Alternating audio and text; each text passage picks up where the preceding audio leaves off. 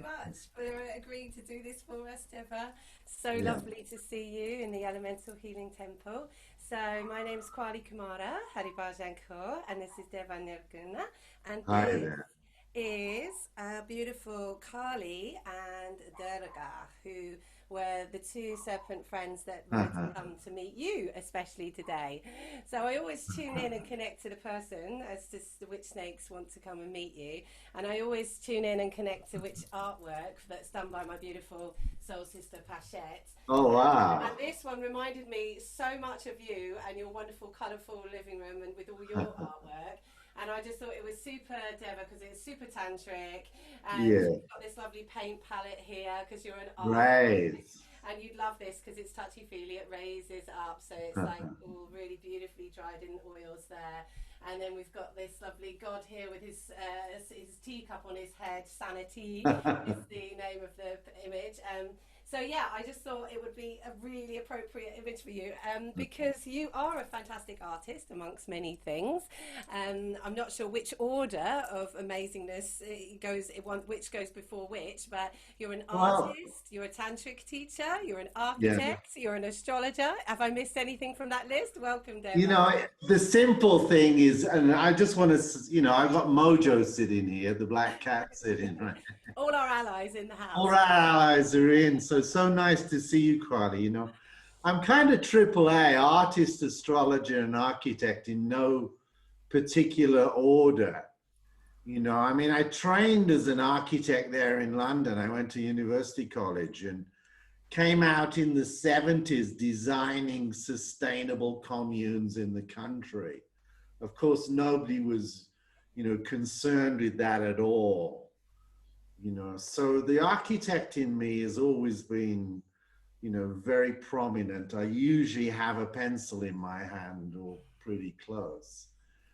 And that leads to, drawings. I'm up here in my top studio in my property and retreat place that I have here in Lake Atitlan in the Mayan Highlands, of Guatemala. This is where I've been for about 20 years now. And we built this whole complex here in this amazing kind of power spot. And astrology, it fits in with the architect and the artist, astrology is a mapping, it's a sketch, whenever I do a reading, I always have a pencil in my hand. And it's kind of like a channeling that comes through when I'm doing a reading for somebody. So all of them are in this kind of mode of through the heart and out through the hands. So there's a kind of a heart wisdom in all of them. And you can see behind me some of the paintings that I've been working on. These are up in my studio. They're not finished. So I go around and work on these paintings, as I feel fit. There's a strong one right here about the feminine energy coming out. It's like an astrology painting here of the feminine coming through. That was what I was going So to I say. feel very privileged to be sitting in my temple here and talking to Kwali. And what an amazing thing we can do this, huh? I know, isn't it wonderful? It's so great. And it's the nature of our new worlds. I know, it's so exciting. So I mean, I just wanted to say about your artwork, whilst it occurred to me, it's just so wonderful that you always seem to do artwork that, because you understand the astrology of the time. I remember when we were together in Mind, Body, Spirit, you were saying this Right. one is about this particular moment, and your artwork seems to really resonate the time and space that and where the planets are at this time. So it's super cosmic and galactic, really, isn't it? It does. I've got one that I just finished up here called Emergence. And if Mojo wasn't sitting here, maybe if he moves off, I'll get it. So we are in this kind of emergent quality, In fact, let me just get it. I'll just get up and find it.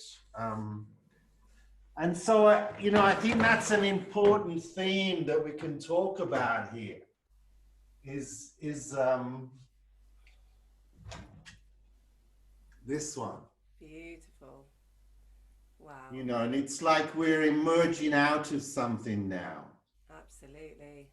right? And it's to do with nature. The big leaf there is, you know, green going to gold, you know, it's kind of the energy of the earth going into a golden nature, you Beautiful. know, and Great.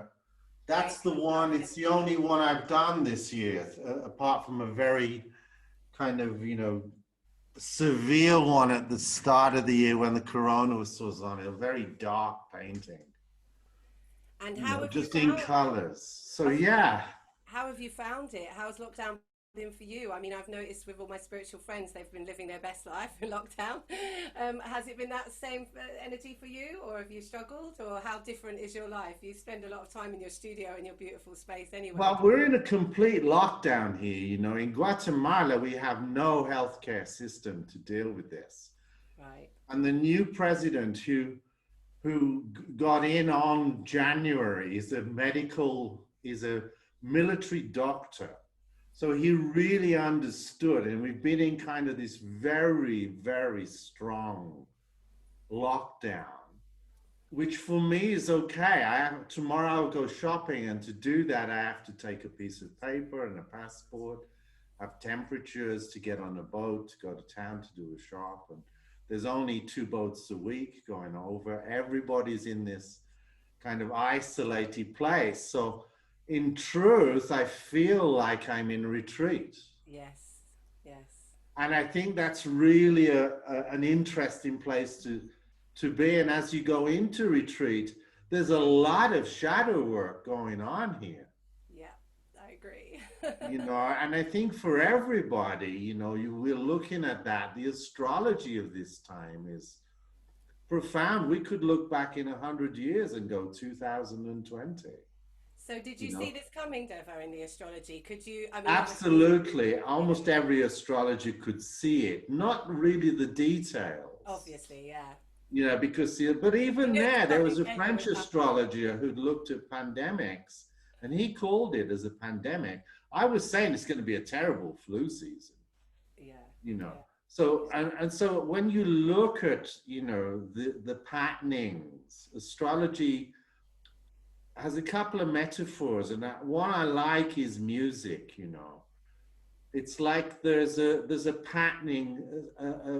A musician can look at the score and read the music, and as an astrologer, you can look at your ephemeris and it's a score, and you go, "Oh my God," you know. So I can really see a kind of emergence in 2025, but the truth is, we're in a marathon, you know, and I think people are only just kind of waking up to this fact that we are in a kind of a marathon, you know, and that needs um,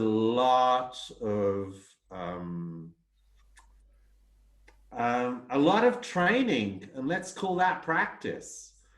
So what you're doing, Kwali, in terms of practice and things is so important for people to start to really get into a structure with these things. You know, we could talk in terms of the characters of the planets, but that's kind of astrology speak, you know. But the one thing that you can very effectively do with your structures is schedule time for practice and to go in. That's the one area of control that we have.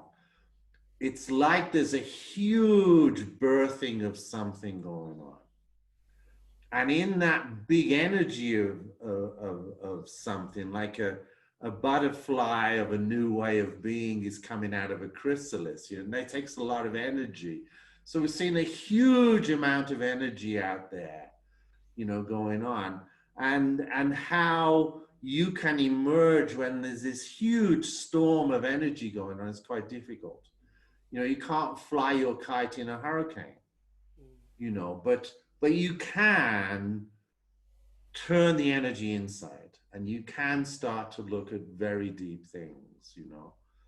It's a totally transformative time. So I have to say, you know, I'm in my element here. I mean, look what I've got around me. I feel so fortunate, you know. I've got music and painting and studios, and it costs almost nothing for me to live here. I can't even spend money. We can't consume here. We can't even go out, you know. But at the same time, there's deep, deep shadow work. And I've been looking at things like that, you know, little addictive patterns. What am I doing with food?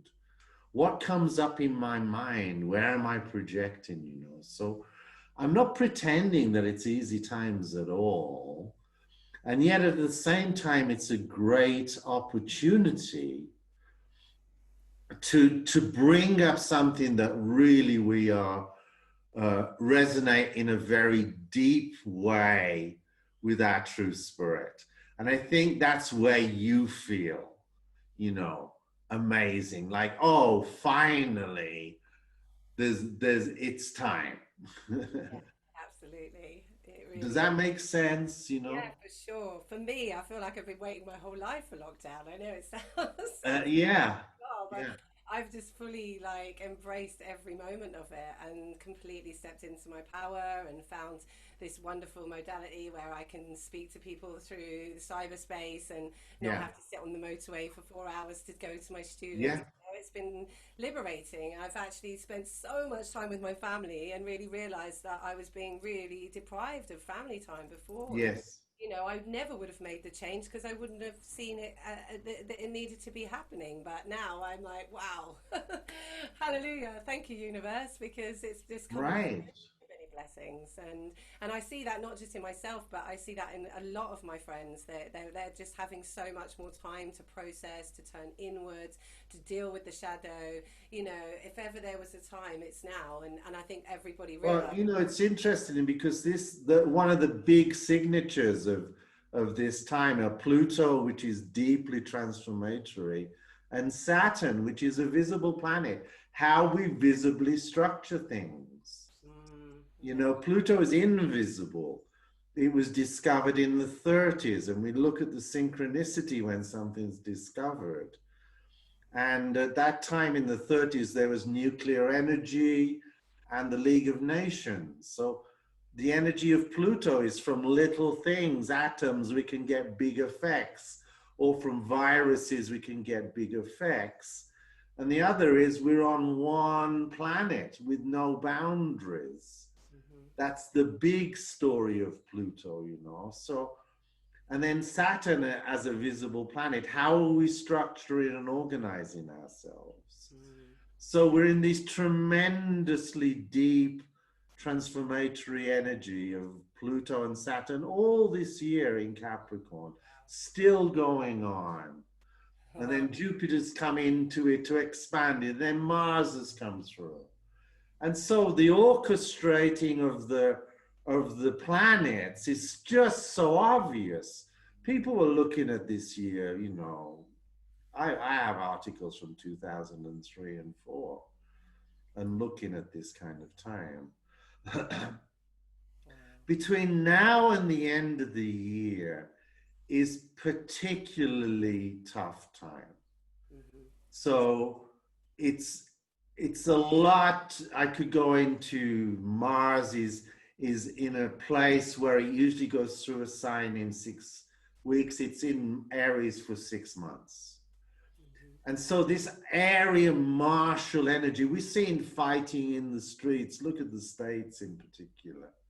Elections are coming up, the fighting of ideas, trade wars, you know, and so on. It's a very similar time in the cycles. If we look at the big cycles of planets, Uranus, which was kicked off our industrial revolution, it was discovered in between the American and French revolutions, the rights of the self, individuality. It takes 84 years to go around. If we take 84 off 2020, we get 1936, the Great Depression leading into a war, fascism on the rise. We can look at these big storm patterns in history, you know, and then how can we, Saturn, visible, how can we use method? How can we use structure? How can we schedule? Saturn is time, scheduling. So these are all important. So what you said, you know, I had no idea I was taking so much time to do this, that now I'm sitting here. Mm. So, you know, not using the gas not using your time, being at home. You know, opposite of Capricorn is Cancer, the home, the mother, bringing things together. So yes, it's very viewable, the astrology, in terms of a play of music. It's like we're in this place where the symbols are all crashing and everything's hugely powerful, and we can look through doorways that will open. At the end of this year, there's a very beautiful winter solstice meeting of Saturn and Jupiter into Aquarius. Oh my God, a new landscape, and then Pluto comes through. But in truth, this is a 4 or 5 year something, birthing. Not even, are we walking? No, it's just birthing, you know. Oh, wow. No, it really is. And what we're doing now is a kind of a birthing. And I really give you a tremendous kudos for picking up the pieces of where we could be going with technology, but also view and our connection to nature, and bringing us into this kind of mode. Here we are sitting in, look at these two environments we're sitting in. I think this is a wonderful, wonderful example of how we can start to grow and be and really be in our presence on the planet, you know. Absolutely. And also how we can really share all of these wonderful, amazing, incredible people we know. That was like the main inspiration for rolling with the Elemental Temple, because as you know, it's a project that's going to take quite a bit of abundance to manifest. But I actually just thought, well, why not let's start with this online, and then introduce all these incredible galactic ambassadors like yourself that are in my orbit, just to the world, because I think it's a great place where everybody can see who's who, what they're doing, what their healing modality is, what they have to offer, what they have to share with the world, because there's so many different modalities, which, as you know, is the idea of the Elemental Temple, is to, when we can be under one roof again, is to bring all of the different modalities under one roof so that we unite together, unity creating harmony. Because there's so many of us with so many different strings to the beautiful instrument, with so many different aspects to our being, and so many different ways of expressing the same truth through our different healing modalities. And that's why it's just so wonderful to have you as one of the very first few up here, because you're so loaded with healing modalities. You know, in the Tibetan Buddhist traditions, which I feel we're translating so many of the Eastern traditions, you're doing that with your Kundalini yoga. I feel that you're liberating, you know, teachings that go really deep in the East, but giving them a view which is in the West, you know. I think we've been translating this bridge from the East to the West since probably the 60s, since even the Beatles went there and brought energy back, you know. So people ask, well, who are you? I say, well, basically, I feel like I'm a California shaman, because all of this integration of work that happened when I lived in California, you know, in the West, in this kind of flowering place. And when you talk about the 5 elements, you know, and the elemental temples, that's so profound in Tibetan Buddhism, to have the 4 elements of the earth and the 5th element of space, or in Chinese medicine, you know. So even if it's a big project to manifest things on the ground, you can see that we're living in a virtual world. So just the drawing of the temple, the visualization of it, excuse me, seeing it as an image, that's where the architect in me comes out, making the pencil drawing. There it is. There's the mandala of it. I mean, I'm currently working on Burning Man has bought a piece of land up near their festival site in the Nevada desert, and I'm working on a healing temple for that, in terms of the way that a zone works and the way that sound works in a torus and things, and just putting it on the paper, already you feel it, you know. So I think we can work with each of these elements. You may want to take one of the temples and say, we're going to work with water. And this is what it is. And now we're going to work with fire, you know.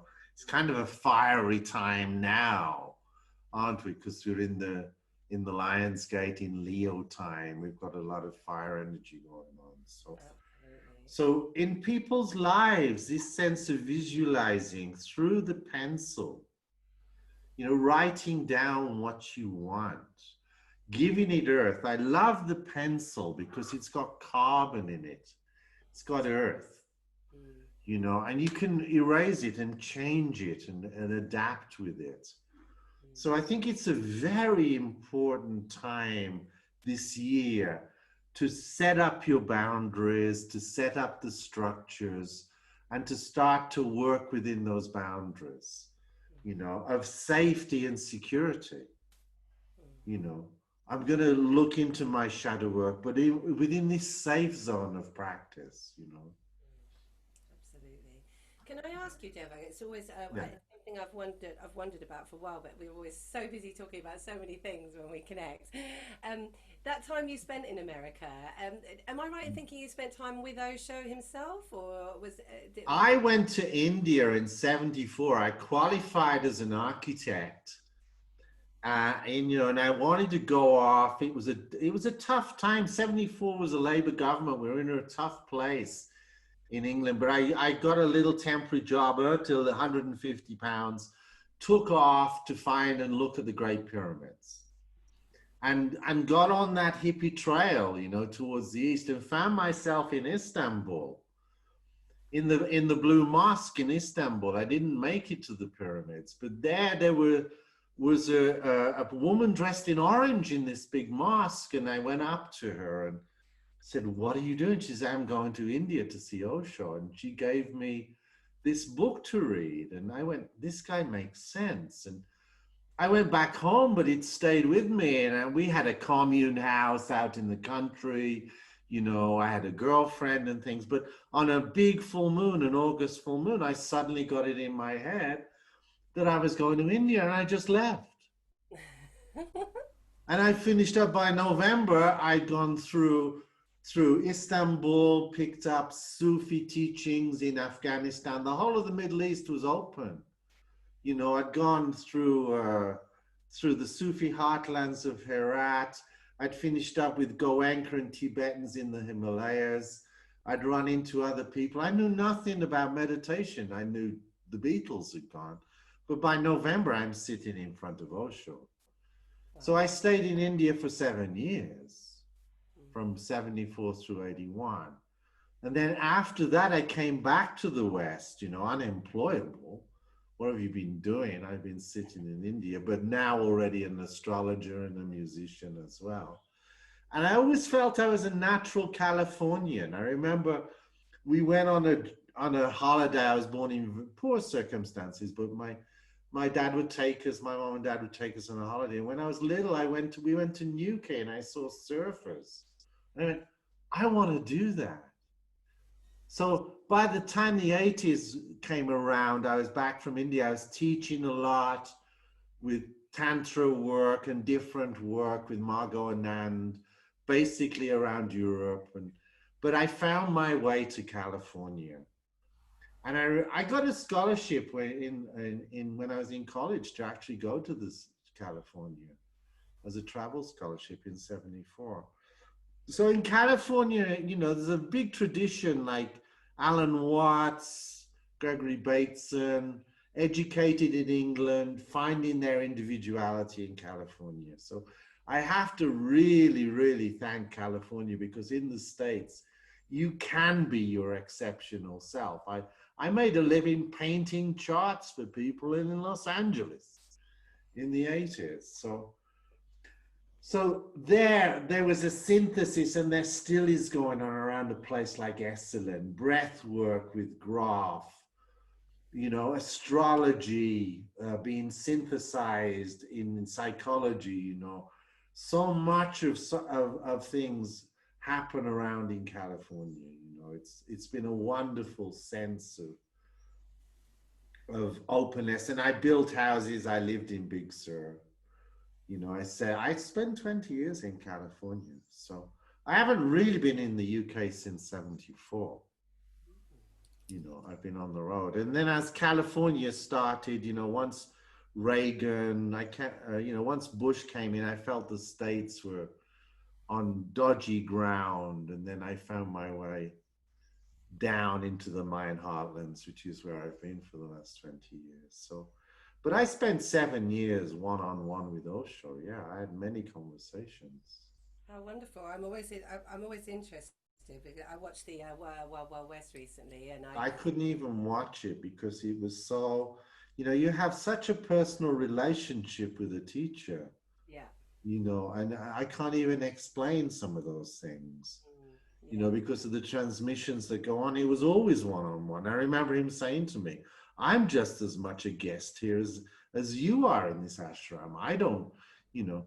So I have my inner story of these things, but the transmissions and the stories. And one of the last things that he said to me was the jewels of teaching are the Tibetan teachings that they have on the death, on the journey through death. And that's what's been coming up a lot now. We're looking at death.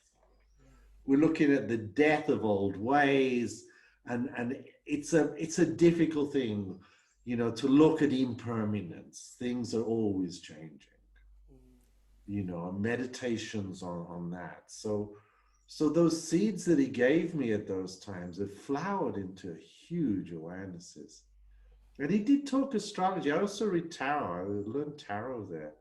And he said, you know, the foundations of astrology are good, but it's kind of like a ruined temple. This was back in the 80s. But it can be reconstructed. And I've watched that over these last 40 or 50 years, this rebirthing of astrology, the rebirthing of the Hellenistic traditions, going back to Egypt and Arabian and into Greece and so on. So we're on very solid ground here in terms of understanding and practice. mm. You know, we have really integrated a lot of things. That's what I say about California. And look at you, you know, you're sitting there somewhere, you know, on the east of England, and you know, with these very coherent view of things, you know. Mm. And with some very beautiful allies, which it seems is the appropriate time for them to make their world debut because of this, as you said, the age of transformation and the age of fear and this issue around death that society has, which these beautiful creatures bring up in people. You know, I've got many different theories as to why they make people feel so uncomfortable, but one of the biggest ones is of course death fear, and you know, the confrontation of the fact that, you know, we are we are all just mortal creatures. So the way they shed their skin, the way they work through transformation, and the way they confront that within us, is, I think, is incredible. And it seems to be that this is that, you know, for a very long time I've worked with serpents, but I've never taken them into the public eye because they had to be ready, because there's such negative press around them anyway at this, you know, even now. You You know, know, I did a Castaneda. You know, what was one of the great books of the 60s was Castaneda, and he said somewhere, "Snakes no heart." And I was doing a retreat in the Sonora Desert. I would just cross over from California into the Mexican desert. You could do that those days. And I went to a hot springs and I did a 4-day fast there. And I was surrounded by snakes and I could feel the snakes, and the snakes would come out, you know, and the ancient sense of their spine, of their kundalini energy, you know. We are so blessed to be able to pick up our evolutionary kind of content, that we have snake in us, we have this kundalini energy, absolutely, which is and why it's a primary scared, thing. isn't it? They're scared of their own power. Yeah, I mean, this morning I was doing a very deep practice that I do, which very naturally works kundalini energy, and that sense of well-being that you get from this source energy. And we can go very deep into this. People are scared of their source energy, Yeah. you know, and hidden there in your belly, your connection, you know, through the Hara center to the life, to mother, you know, you know, there's a core to life and death. There's a very deep presence, and we have to enjoy being in our body. And the snakes are so embodying, Mm, just to watch them and see how they enjoy being in their body, isn't it? mm, mm. It's so powerful, you know, and not complicated. The things that you're teaching, Kwali, these exercises that you do and the way you're translating them, they're super, super powerful. You know, to bring awareness to breath, to bring awareness of mudra, how to snip through things, you know. We're in this tremendous time of translation, but it's also, we're in a kind of a chrysalis right now. And it's a bit goopy for most people, I think, to see their way clear. You know, if you imagine, you know, like you're a butterfly, you've got to work the back of the heart chakra to get your wings going. You got to Absolutely. get out of the chrysalis, huh? Absolutely. And do you have any advice for anyone at this time? Because, you know, I mean, I just say, please just come do yoga with me as much as you can, because it's the, you know, it's going to help you navigate all of this goo. And Oh, I will, you know, and I love that we can collaborate. Like it's helped me so much just doing those practices, you know. I'm so It pleased. really does, because what I can say to people is schedule time to be at home in your practice. And you can do practice wherever you are. You could do a 3 breath practice in a minute or two. You know, we breathe 26,000 times a day. Can we make 100 of those conscious? Can you schedule that? You know, Mm, because on the outside it's going to get even crazier, I feel. mm-hmm. I think, you know, it's there's kind of a, you know, the States was amazing. You know, they came to Memorial Day, which is in May, said, okay, we've had enough of this. It's over. We're opening up. No, it's not working like that. We really have to examine, Mm, you know, our projections, what we feel. And one thing we do have is this amazing temple called a body. yeah, yeah, absolutely. Mm-hmm.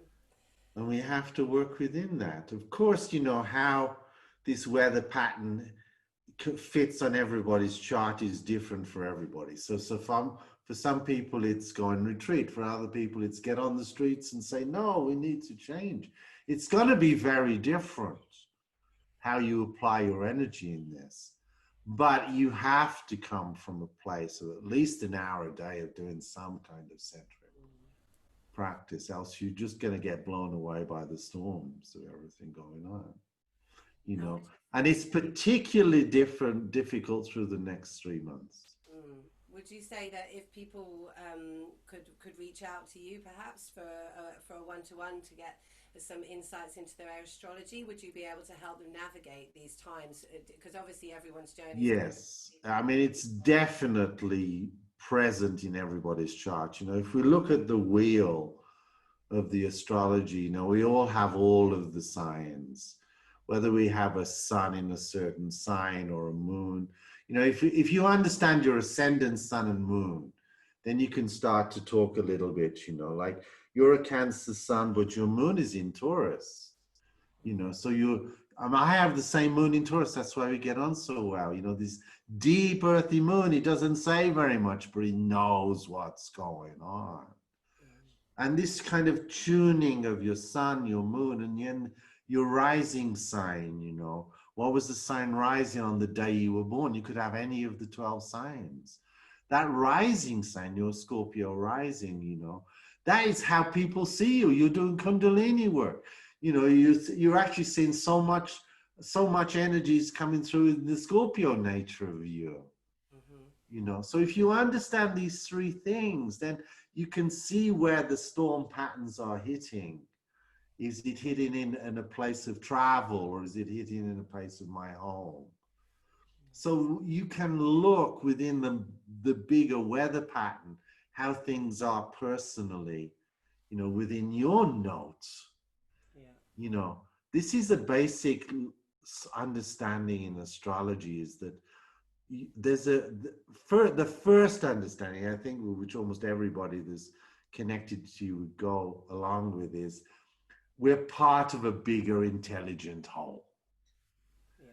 If you're the reductionist scientist, you know, we're just amino acids that happen to come together coincidentally, then none of this makes any sense. And that's the basic, you know, view out there. That's why astrology gets a very bad rap from the scientists and things. But actually, in science, this understanding we're part of a bigger whole is there in quantum physics. It's there in the morphic fields, like 100 monkey effects. It's there.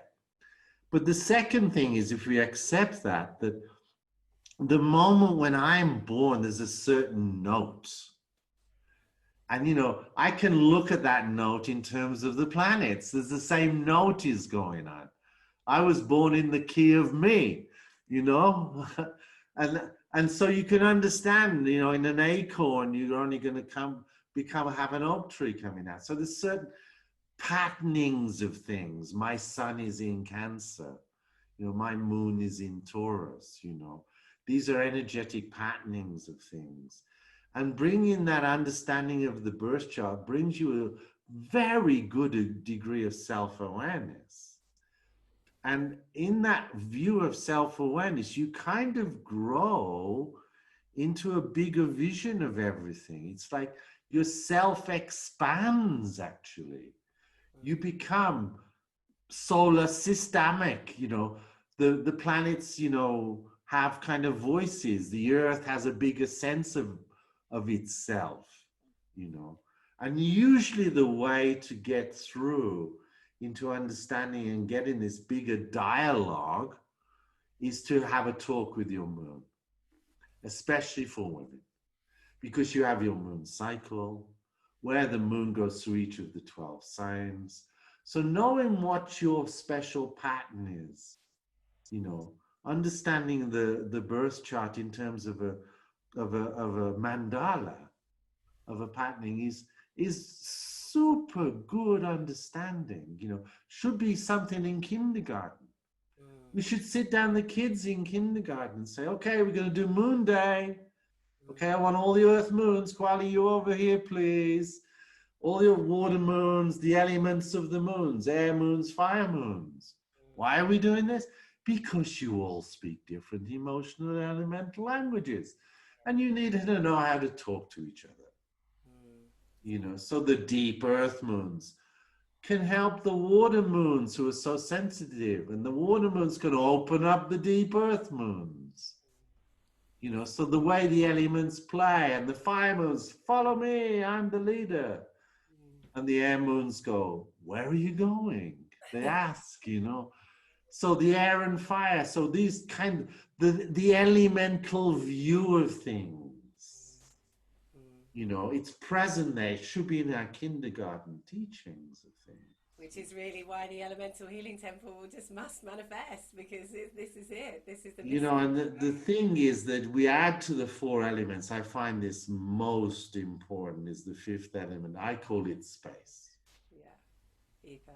Yeah. So when you look at your chart, you're looking at a spatial arrangement, the geometry, it's got numbers, it's got mythology, the signs of the zodiac, it's got conversations with the planets, you know, or so much of our deep understanding is in the vehicle of astrology. Look how deep astrology is. Somebody like Newton was an alchemist and astrologer as well as a mathematician.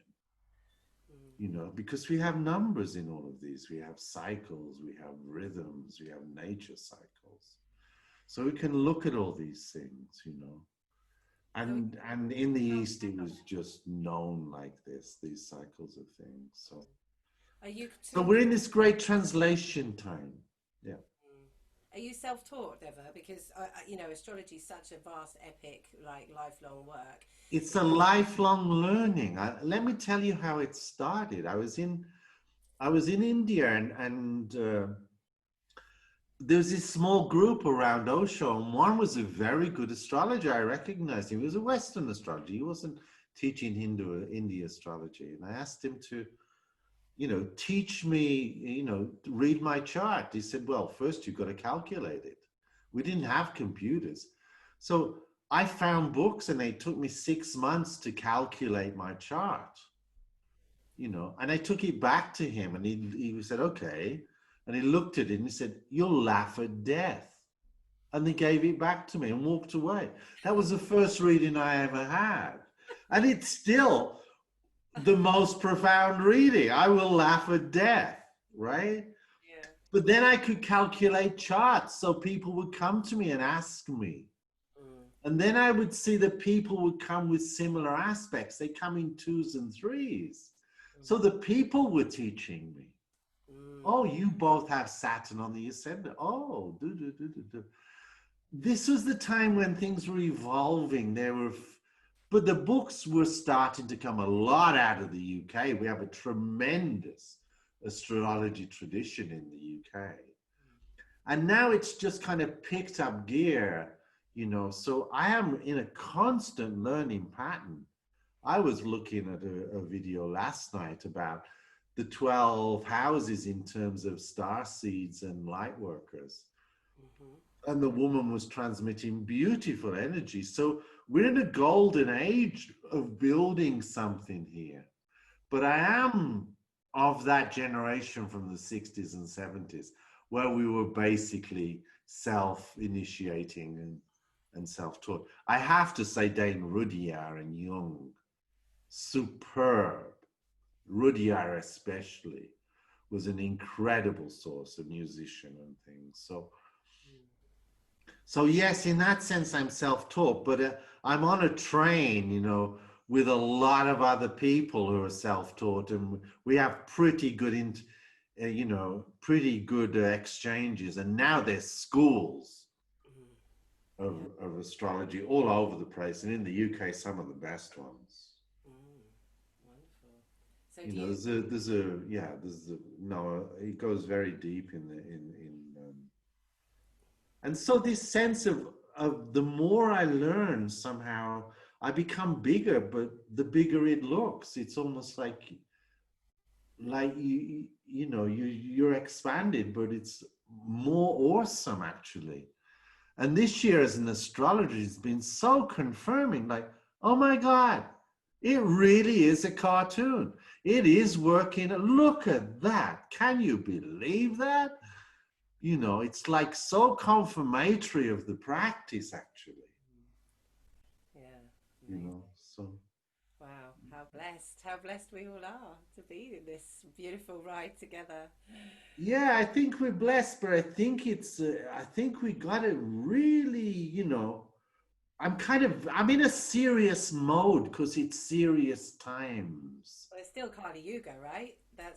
No, I don't think we're so much on that. I think we're in a really emergent time, actually. So it's kind of responsible. This is the thing about Saturn. It's like if you're midwifing something, you got to be there for it. The baby's coming out, the age. This is important stuff. So I'm kind of got this sense of, of a responsibility somehow. We have to really respond to these times, and some are gonna, be very joyful and sing and dance about it. But I'm pretty much down in my gut on this, like even through the heart, in the Tibetan practices, you bring the Kundalini energy up and you expand it through the top of the head. But then it drops down in seed bijas. There's a seed that drops into the throat, and you can find your voice and sing. And there's a seed that drops into the heart, and you have that expansion that can come out. But then there's kind of almost like a breaking of the heart as the seed drops down into the belly.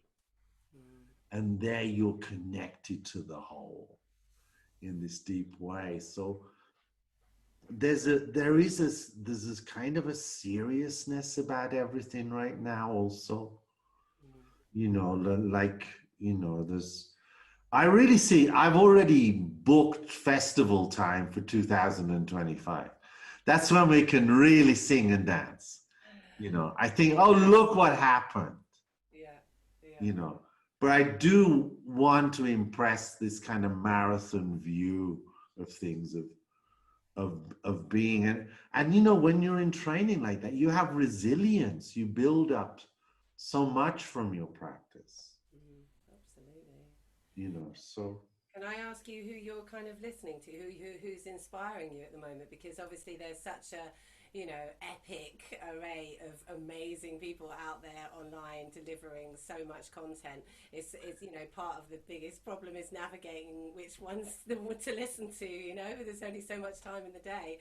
So I just wonder who your references are at the moment, like with your. you know, I've actually gone back and looked at my library. I have a superb library here. And so I'm not so much listening. I tap in and listen a little bit, especially to some of the astrology forecasts.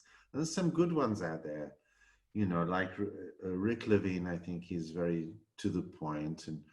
And there's young guys, you know, there's all sorts of fresh voices in astrology. There's a conference in LA this week on you know, on gay and queer astrology, and for young 30-year-olds talking. I'm going to join that conference.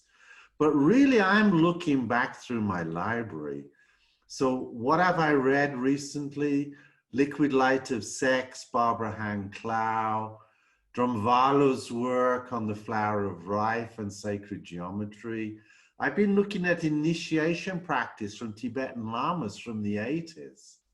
You know, how to work with really deep practice, you know. So actually I've been kind of tapping back in 40 or 50 years and reading some of these things again. That's kind of what I've gone and seeing it now from this view. Aha, now, because now is the time, you know, we can really pull on those energies from them. So I'm actually with the deeper, older wisdom teachers in a sense, you know, because I feel that we're translators of things. I feel this especially, you know, pertinent. I know that, you know, like you had a very strong guru connection, as I did, but Osho always said, go make your music. It's not my music, it's your music. You come here and you listen to great music, but it's not your music, go make it. So I feel the same, you know, with your teachings, Kwali. And if I look at your chart, you know, you have so much. You have Uranus going through your 7th house to do with one-on-one teachings, and your individuality coming out more and more. That's where your Mars is, you know. So these next 5 years is you coming out. Oh my God, this is an incredible expression of the key of me. And just that, everybody has a key of me to find, you know, and you grow into it, don't you, through the life. It's not like you have the fruit already to pick, you know, this evolution of us through our life like this, you know.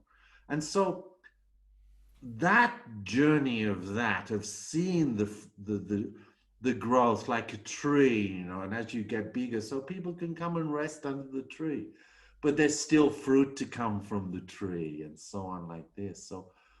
So the more I learn, the deeper my roots, the more there's kind of expansion, you know. So out there, I'm there's so many different voices with opinions, and everybody has their story right now.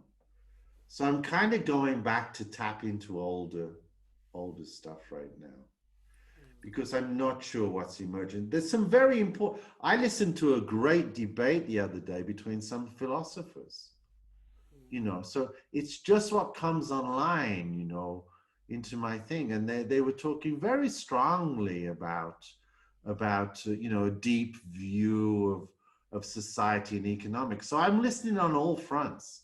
I'm looking at education. I look at TED Talks.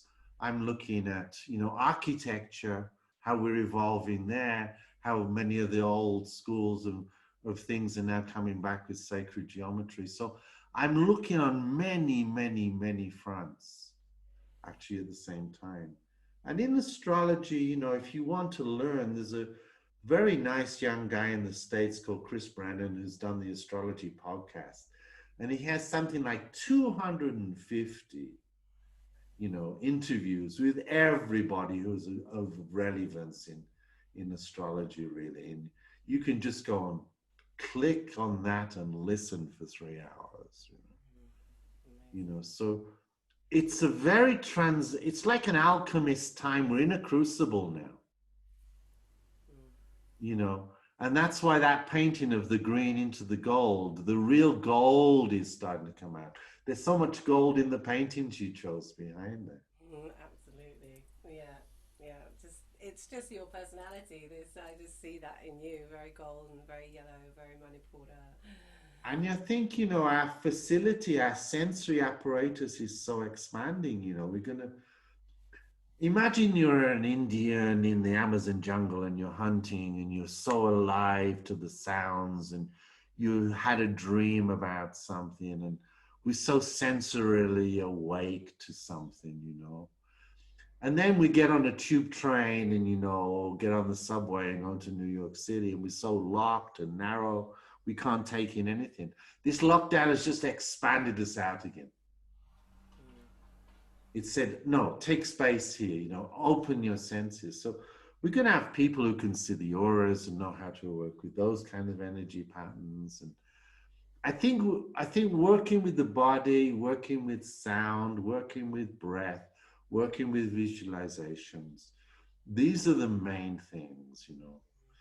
I suppose if I'm anywhere right now, I'm seeing the nature of the mind to visualize.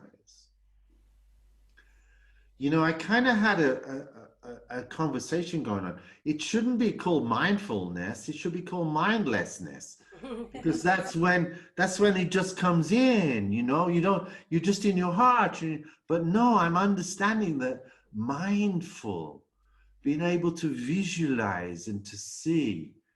You know, we are part of a cosmic mind. There's a vision to bring into things. So I understand now mindfulness. That's been a very recent thing for me, you know, to look into the mindful approach to things. The visionary, I want this elemental temple.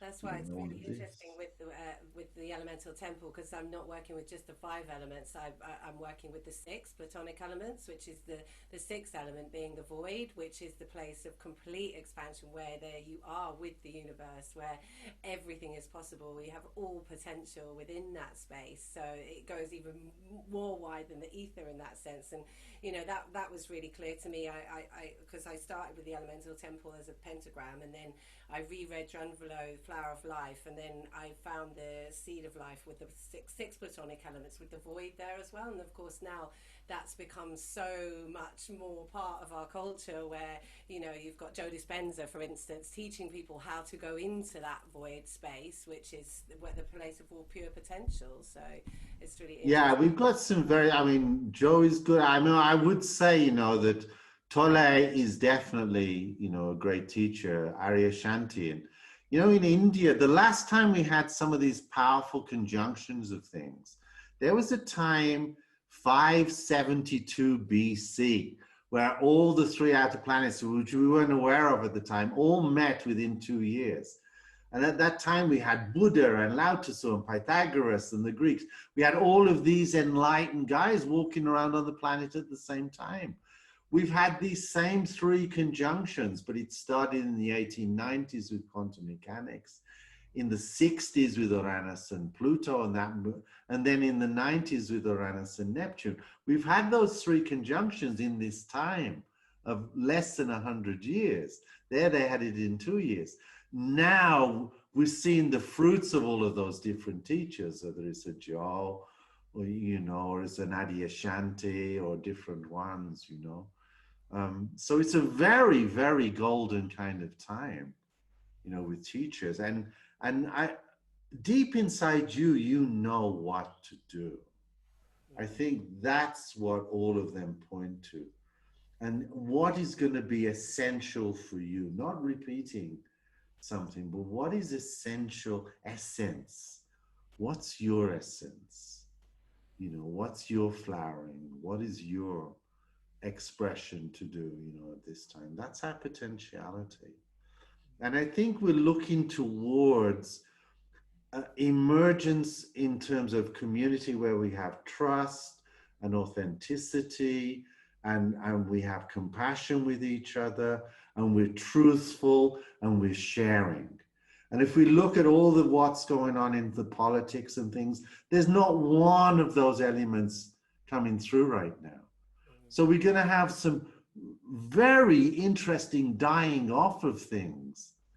When Reagan first came in, I said, this system's has got to go down. It's the first time I was in the States.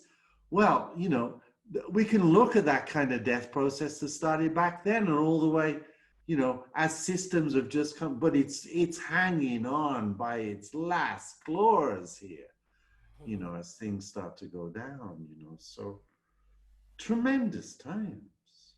Not easy. I'm sure there's a lot of people very anxious. Yeah, I think so, and that's why, you know, I just feel so grateful that I have a spiritual reference point, that I have a spiritual path, that I've begun the journey. It's a map, isn't it? It's Yeah, and it's a true map. We know that it's authentic.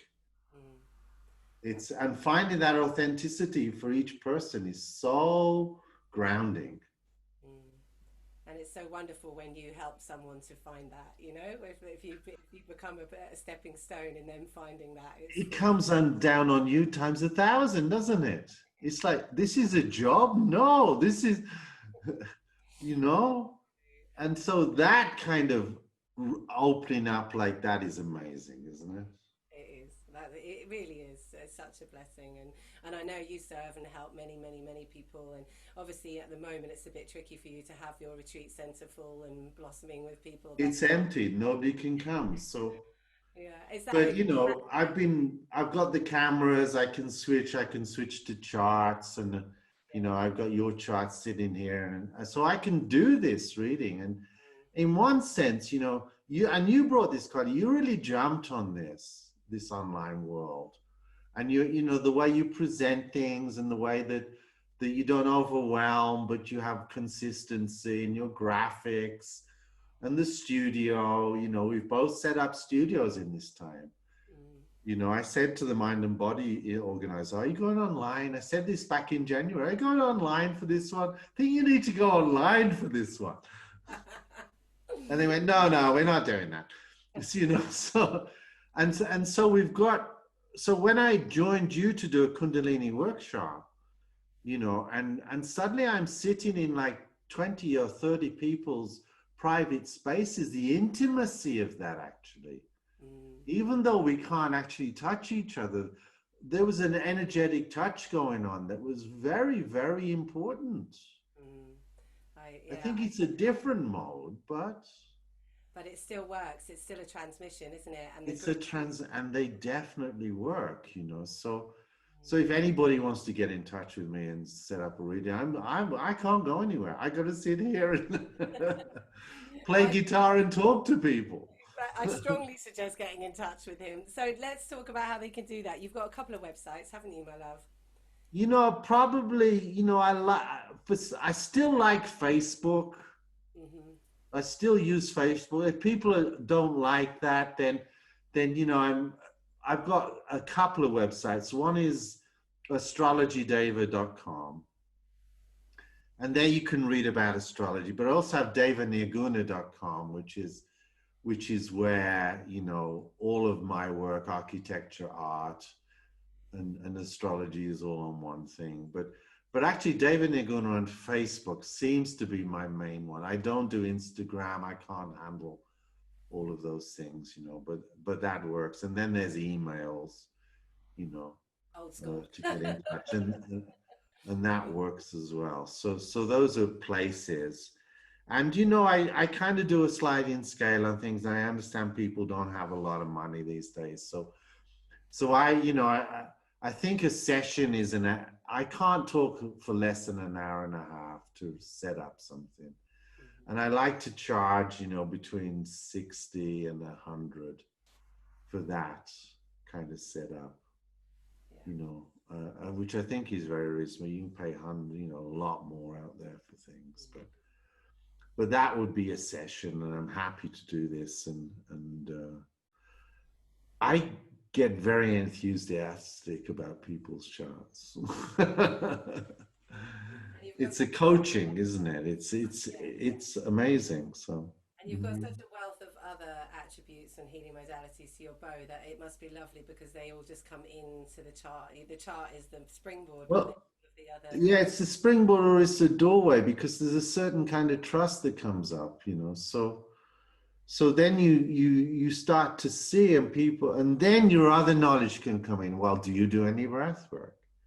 Here are the air elements in your chart. What have you done? And then the conversation opens up. And by the time I have people that I've talked to for years, we barely even look at the chart, but we're both aware of it, and I can refer back to it.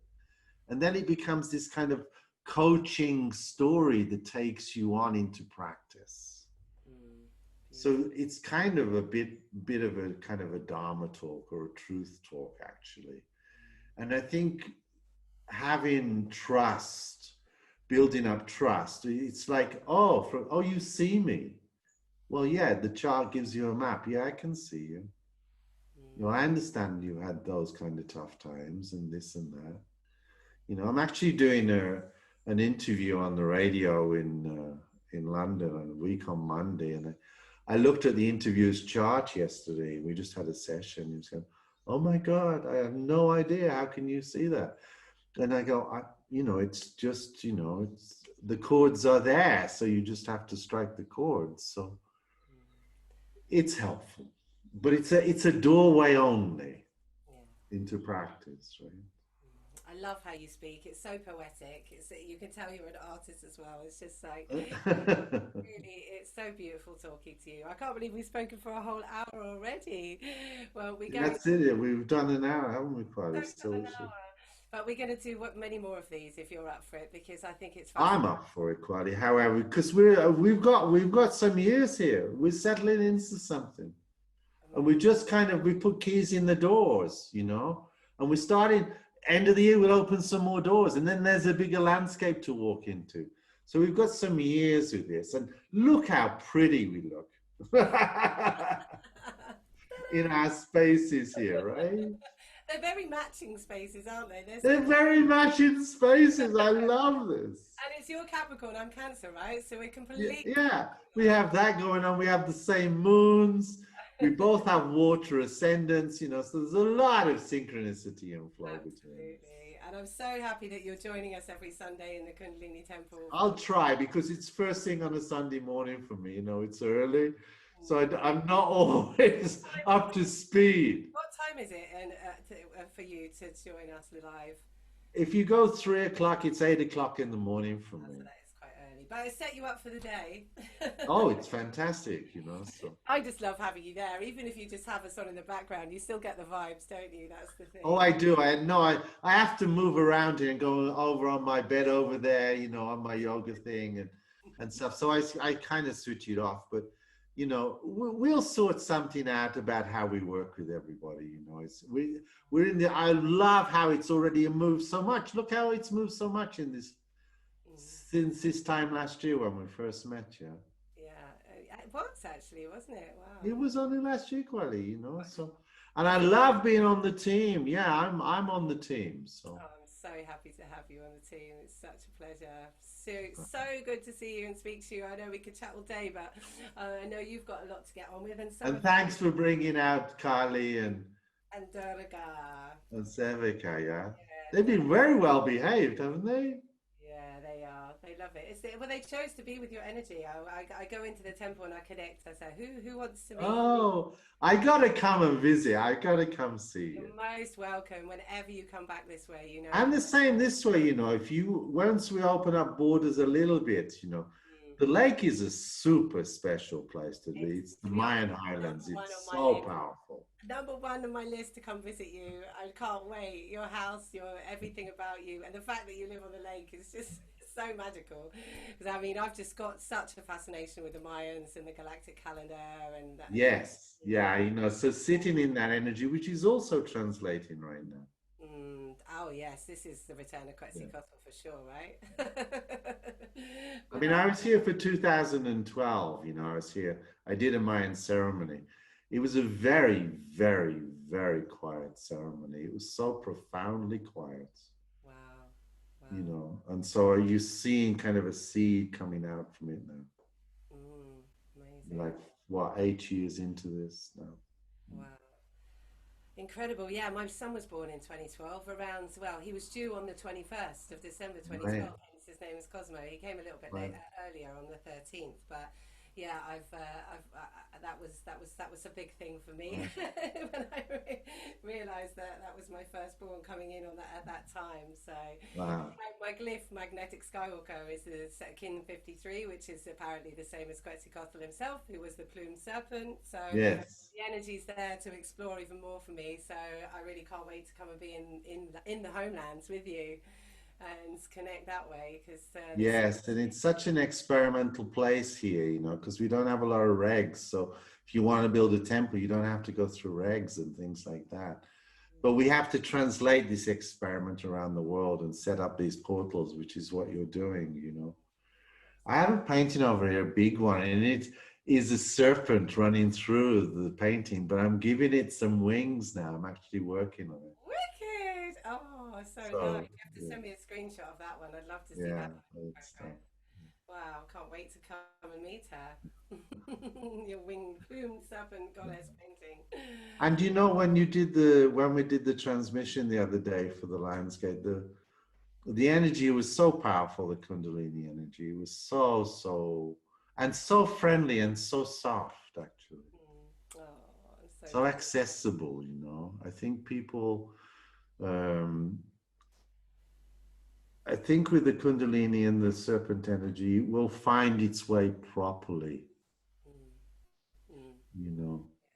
I just want to remove the fear from everyone, you know, Yeah, especially. yeah, you know, but no, it's just like so gorgeous how it comes up. You know, it's like, Oh, oh, thank you. You know, oh, like this embrace, this caress of it in a sense, right? yeah, Yeah. absolutely. Well, we had two baby pythons born on Lionsgate, which was a Oh my God. surprise. Yeah, I called them Sekhmet and Sirius. They came looking Wow. for me on Lionsgate. So next time we chat, maybe I'll bring those ones on to meet you, because that was a Wow. magical time. Yeah. So yeah. Oh, so lovely to see you, Deva. I could talk to you I all day. love I doing love you this. dearly, So sweet. we'll do this again, yeah, and see how it We goes. will for Okay. sure. And thank you so much for your time and energy and all your wisdom and your beautiful soul. We love you so much. And yeah, hopefully some of my lovelies will get in touch with you and get some Sure. navigation for Sure. the time ahead. Yeah, it's a good Thank map out there too. So we have a map, so that's good. thank you, dearest Take brother. care. Have a lovely day. Much. Namaste. And you. Namaste. Namaste. Satnam. Namaste. Satanam.